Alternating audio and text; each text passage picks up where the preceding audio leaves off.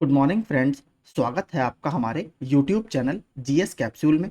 I hope आप सभी लोग अच्छे होंगे और आपकी तैयारी अच्छी चल रही होगी। फ्रेंड्स, आप सभी को पता है हम अपने इस चैनल के माध्यम से यूपीपीएससी और यूपी ट्रिपल एससी के लिए रेगुलरली स्टडी मटेरियल आपको प्रोवाइड कराते रहते हैं। तो उसी सीरीज में मैं daily current affairs one liners की फॉर्म में आपको प्रोवाइड कराता हूं और वीकेंड पर पूरे हफ्ते का पीडीएफ आपको मेरे टेलीग्राम ग्रुप में फ्री ऑफ कॉस्ट मिल जाता है। तो अगर आपने टेलीग्राम ग्रुप अभी तक ज्वाइन नहीं किया तो प्लीज उसे ज्वाइन कर ले। पिछले हफ्ते का पीडीएफ आपको वहां पर मिल जाएगा। तो चलिए शुरू करते हैं। मेटा, जो कि फेसबुक की एक पेरेंट कंपनी है, जिसको आप पढ़ेंगे आगे, प्रौद्योगिकी कंपनी जिसे पहले फेसबुक के नाम से जाना जाता था, इन्होंने एक हाल ही में सीमलेस 4T के नाम से एक उन्नत बहुभाषी मल्टी मॉडल आर्टिफिशियल इंटेलिजेंस अनुवाद और ट्रांसक्रिप्शन मॉडल का अनावरण किया है। तो जैसे आपका गूगल ट्रांसलेट आपने देखा होगा, उसी तरीके से सीमलेस 4T मतलब 4 क्या है यहाँ पर, सीमलेस फॉर ट्रांसलेशन, यानी आपका जो लैंग्वेज है अलग अलग कंट्री की, अलग अलग देशों की, उसको ट्रांसलेट करने के लिए कि आर्टिफिशियल इंटेलिजेंस अनुवादक है, ट्रांसलेटर है। तो इसका इन्होंने मॉडल का अनावरण अभी किया है। तो आपसे सीधे पूछेगा कि सीमलेस 4T क्या है, तो ये एक बहुभाषी मल्टी मॉडल एआई अनुवाद और ट्रांसक्रिप्शन मॉडल है। किसके द्वारा डेवलप किया गया है? फेसबुक की जो पेरेंट कंपनी है मेटा, उसके द्वारा डेवलप किया गया है। आगे, भारत बांग्लादेश मैत्री सेतु जल्द ही कार्यात्मक होने के लिए तैयार है। तो सबसे पहले प्रश्न क्या है? मैत्री सेतु किन दो देशों के बीच में है? इंडिया और बांग्लादेश के बीच में है।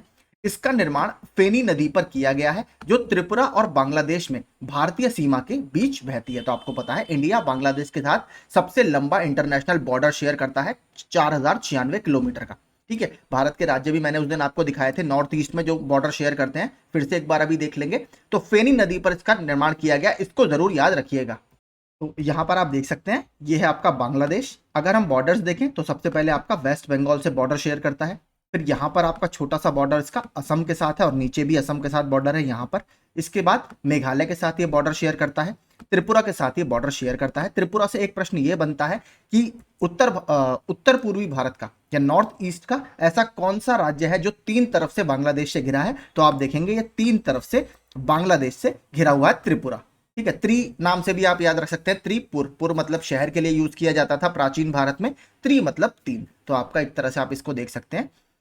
इसके अलावा देखिए, बात करें मिजोरम, मिजोरम भारत का एकमात्र ऐसा राज्य है, या हम कह सकते हैं उत्तर पूर्वी भारत का एकमात्र ऐसा राज्य है दो दो देशों के साथ बॉर्डर शेयर करता है। यहां पर आप देख सकते हैं, ये आपका जो बॉर्डर लगता है इसका, वो लगता है बांग्लादेश के साथ। ये वाला जो इसका बॉर्डर लगता है, ये लगता है म्यांमार के साथ। तो एकमात्र ऐसा राज्य है जो दो देशों के साथ बॉर्डर शेयर करता है नॉर्थ ईस्ट में। ठीक है, तो याद रखिएगा, बांग्लादेश के साथ हमारी सबसे लंबी सीमा है 4096 किलोमीटर की। आगे चलते हैं। राज्य के स्वामित्व वाली जल विद्युत कंपनी एनएचपीसी ने हाल ही में अरुणाचल प्रदेश में 2880 मेगावाट की दिबांग बहुउद्देशीय परियोजना के लिए रेलवे साइडिंग के निर्माण के लिए राइट्स के साथ एक प्रारंभिक समझौता किया है। तो इतना इंपॉर्टेंट ये नहीं है, हमारे लिए इंपॉर्टेंट है दिहांग बहुउद्देशीय परियोजना या दिहांग मल्टीपर्पज प्रोजेक्ट कहां पर स्थित है?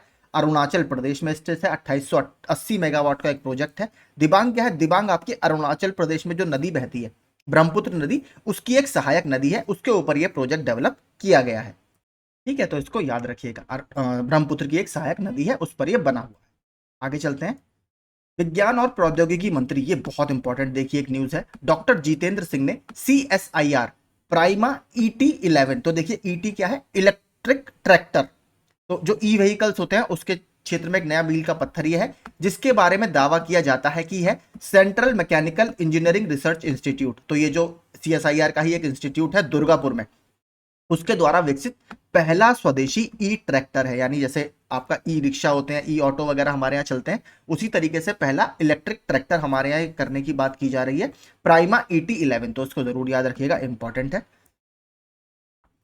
असम के गुवाहाटी में लोकप्रिय गोपीनाथ बोरदोलोई अंतरराष्ट्रीय हवाई अड्डे, जो पूर्वोत्तर का सबसे बड़ा हवाई अड्डा है, इन्होंने परेशानी मुक्त यात्रा के लिए डिजी यात्रा यानी डिजिटल यात्रा आपकी शुरू की है। इसमें पूरा एक तरह से डिजिटलाइजेशन आपका हो चुका है। जैसे आपका इंदिरा गांधी इंटरनेशनल एयरपोर्ट पर भी डिजी यात्रा आपकी चालू है।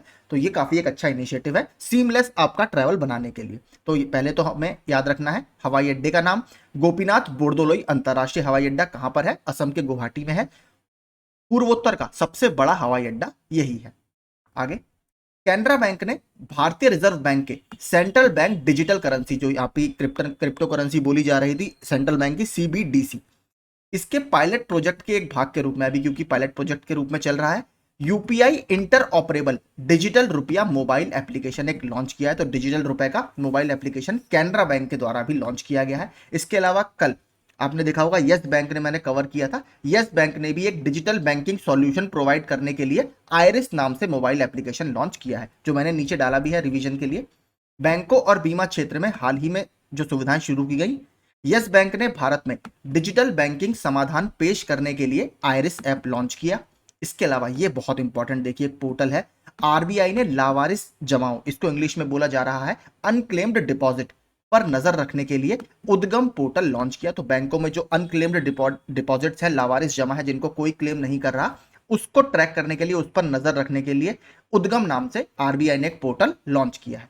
टाटा एआईए ने व्हाट्सएप के माध्यम से उद्योग प्रथम प्रीमियम भुगतान की शुरुआत की है। तो आपका व्हाट्सएप के माध्यम से उद्योग प्रथम प्रीमियम भुगतान किसने किया है शुरू? टाटा एआईए ने। और अगला भी आपका काफी इंपॉर्टेंट है, एयरटेल पेमेंट्स बैंक ने भारत का पहला eco friendly debit card launch किया है। तो ये भी हमारे लिए इंपॉर्टेंट है। इसके अलावा एक थोड़ी सी न्यूज और है जो यहाँ पर नहीं है, एयू स्मॉल फाइनेंस बैंक जो है, ठीक है, उसने भारत का पहला 24/7 आपको टेली बैंकिंग सुविधा, यानी इंटरनेट पर, मोबाइल पर बैंकिंग सुविधा करने की बात की है, 365 दिन।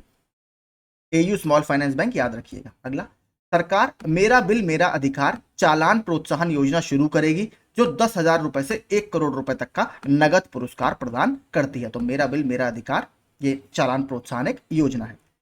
ये भी इंपॉर्टेंट है देखिए बहुत। कलकत्ता उच्च न्यायालय के पूर्व मुख्य न्यायाधीश न्यायमूर्ति प्रकाश श्रीवास्तव को एनजीटी का नया अध्यक्ष नियुक्त किया गया है। जो आदर्श कुमार गोयल जी थे, उनको वो सेवानिवृत्त हो गए हैं और उनके बाद अब इनको इसमें नियुक्ति दी गई है। एनजीटी के बारे में थोड़ा सा देख लेते हैं। एनजीटी की स्थापना 18 अक्टूबर 2010 को की गई है, नेशनल ग्रीन ट्रिब्यूनल एक्ट के तहत या अधिनियम के तहत 2010 में। मुख्यालय कहां पर है? दिल्ली में है। अध्यक्ष इस समय कौन है? नए प्रकाश श्रीवास्तव जी बने हैं। इसकी 4 रीजनल बेंचेज हैं या क्षेत्रीय कार्यालय हैं, भोपाल में, पुणे में, कोलकाता में और चेन्नई में। प्रिंसिपल बेंच नई दिल्ली में है। कार्यकाल कितना होता है अध्यक्ष का? 3 वर्ष की अवधि तक या 65 वर्ष की आयु तक, और ये पुनर्नियुक्ति के लिए पात्र नहीं होते, यानी दोबारा से रीअपॉइंट इनको नहीं किया जा सकता। उद्देश्य इसका क्या है? पर्यावरणीय मामलों में निस्तारण में तेजी लाना। और देखिए, जो भी इनके पास केसेस आते हैं उसको 6 महीने के अंदर अंदर इनको निपटाना होता है। तो काफी त्वरित न्याय वगैरह के लिए जाना जाता है। एनजीटी में आपने देखा होगा काफी ज्यादा बड़े बड़े जुर्माने भी लगाए जाते हैं।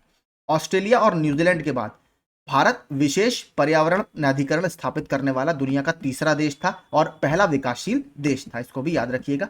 इसके अलावा एक बार इससे एसएससी में प्रश्न पूछ लिया था, जब 2010 में ये बना था, तो इसके पहले पूर्णकालिक चेयरपर्सन कौन बने थे? तो लोकेश्वर सिंह पांटा, ठीक है, जस्टिस लोकेश्वर सिंह पांटा इसके पहले चेयरपर्सन बने थे। आगे चलते हैं। Trunk on love, the life, vision and songs of Kabir, एक नई बुक लॉन्च की गई है और किसने लिखी है? विपुल रिखी द्वारा यह पुस्तक लिखी गई है। तो इसको याद रखिएगा, drunk on love, the life, vision and songs of Kabir, Vipul Rikhi. आगे, नौसैनिक अभ्यास मालाबार का 27वां संस्करण ऑस्ट्रेलिया के पूर्वी तट पर सिडनी में संपन्न हुआ और देखिए इस बार पहली बार ये ऑस्ट्रेलिया में आयोजित किया गया था। इसके अलावा कुछ हालिया व्यायाम और देखते हैं भारतीय नौसेना के। भारतीय नौसेना और रॉयल सऊदी नौसेना ने लाल सागर, सऊदी अरब के बीच पासेज एक्सरसाइज, यानी PASS पासेज और EX मतलब एक्सरसाइज 2023, इसमें INS चेन्नई ने भारत की तरफ से भाग लिया। इसके अलावा एक और INS अभी कौन सा चर्चा में है? INS विंध्यागिरी, जो द्रौपदी मुर्मू जी ने, जिसका जलावतरण अभी करवाया है कहां पर? कोलकाता में, क्योंकि कोलकाता का ही गार्डन शिपयार्ड रीच जो इंजीनियर्स ग्रुप है उसने उसको डेवलप किया है और वो प्रोजेक्ट 17A के तहत छठा आपका फ्राइगेट है या युद्धपोत है और उसका नाम किसके नाम पर रखा गया है? विंध्यागिरी का नाम कर्नाटक की एक पहाड़ी के नाम पर रखा गया है। चीन और यूएई के बीच पहला फॉल्कन शील्ड अभ्यास 2023 कहां पर किया गया? जिनजियांग, चीन में।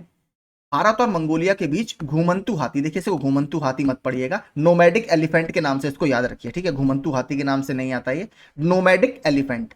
2023 अभ्यास का 15वां संस्करण मंगोलिया की राजधानी उलान बटार में आयोजित किया गया। इसके अलावा ये तो द्विपक्षीय अभ्यास था, इससे पहले भारतीय सेना ने यहां पर एक बहुपक्षीय अभ्यास भी हुआ था, ठीक है, मल्टीलेटरल एक्सरसाइज हुई थी खान क्वेस्ट के नाम से, ठीक है, खान क्वेस्ट 2023, उसमें भी भारत सरकार ने भाग लिया या भारतीय सेना ने भाग लिया था।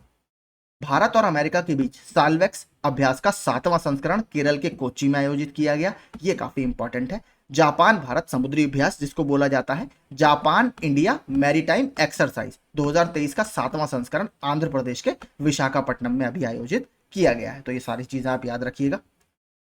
अब देखते हैं कुछ क्वेश्चन आंसर जो चर्चा में रहे। चांद के दक्षिणी ध्रुव पर लैंडिंग करने वाला दुनिया का पहला देश कौन बना है? तो कल 6:04 पर इसरो ने विक्रम लैंडर को लैंड कराकर वहां पर इतिहास रच दिया है। भारतीय निर्वाचन आयोग ने किसे नेशनल आइकन के रूप में चुना है? सचिन तेंदुलकर जी को। तो सचिन तेंदुलकर जी के बारे में एक फैक्ट मैंने आपको और बताया था, महाराष्ट्र सरकार द्वारा सचिन तेंदुलकर जी को स्माइल एम्बेसडर के रूप में नियुक्त किया गया था। ठीक है, ये भी याद रखिएगा।